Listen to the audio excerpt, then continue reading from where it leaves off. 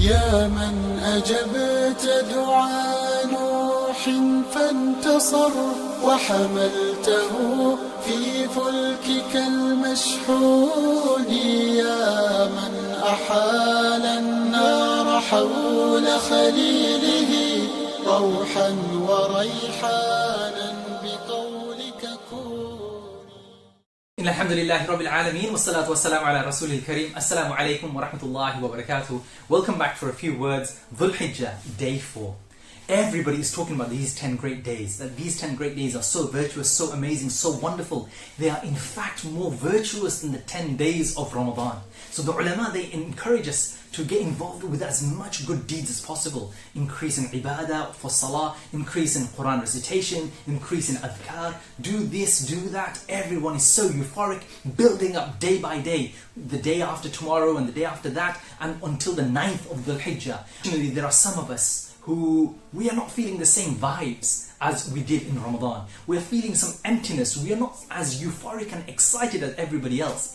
And this is due to a big factor, which is a distance between us and Allah subhanahu wa ta'ala. We feel deep inside us that we have done so many bad things, or we haven't done good enough things, enough of the good actions to feel that we deserve to be close to Allah subhanahu wa ta'ala. Unfortunately, this is the wrong way to think, and this is a bad way to think, because this in itself prevents us from getting close to Allah subhanahu wa ta'ala. So the ulama, at times like this, when we are feeling despondent and distant from Allah subhanahu wa ta'ala, they remind us of the story of the prophets of Bani Israel and the happenings and the stories back then. There was one incident wherein a person was so sinful, so bad, so evil that the people of the locality, they kicked him out. And when they kicked him out, he was out in the wilderness in an utter state of weakness, in the throes of death. He cries out and he says to Allah that, "Oh Allah, if I had known and had it been the case that your forgiveness would take away your power, you forgiving me would decrease your power, and you punishing me would increase your power, then I would not ask you for forgiveness. But oh Allah, I know that if you forgave me,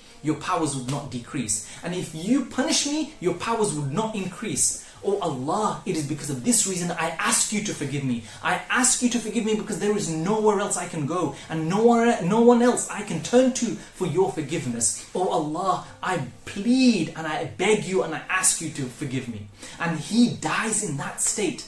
That Allah subhanahu wa ta'ala shows to the prophet of that place. He tells him, "You must go to this individual.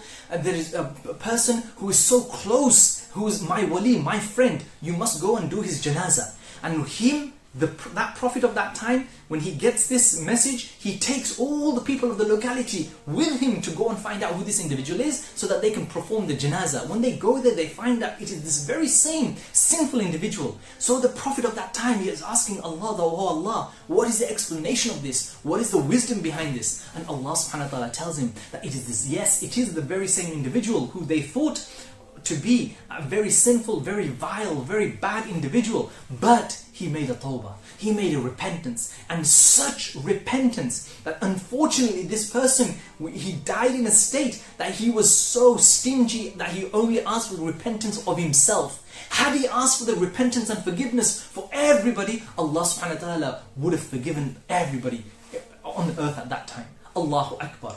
How was his state of repentance, and how close he was, that at the time of living a life of sin, people wanted to expel him, but he turned around, and Allah subhanahu wa ta'ala, he gave him that opportunity of forgiveness. He gave him that opportunity of getting close to him. Allahu Akbar, Allahu Akbar. That this is the state that we may feel distant from Allah right now, but if this is the moment that we turn our hearts and we ask Allah and we cry to Allah and we plead to Allah, Allah subhanahu wa ta'ala will turn things around.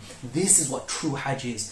People visiting and going to the house of Allah, and from all parts of the world. Hajj starts with our heart right now, this moment. Let our heart travel to Allah. Let our heart be on that journey towards Allah. And this will only happen with us making that commitment. So I ask you and I, let us make that commitment and let us be on that journey right now, this moment, in the month of Dhul Hijjah, in the month of Hajj. Jazakumullahu khairan. Assalamu alaikum wa rahmatullahi wa barakatuh. يا من أجبت دعاء نوح فانتصر وحملته في فلكك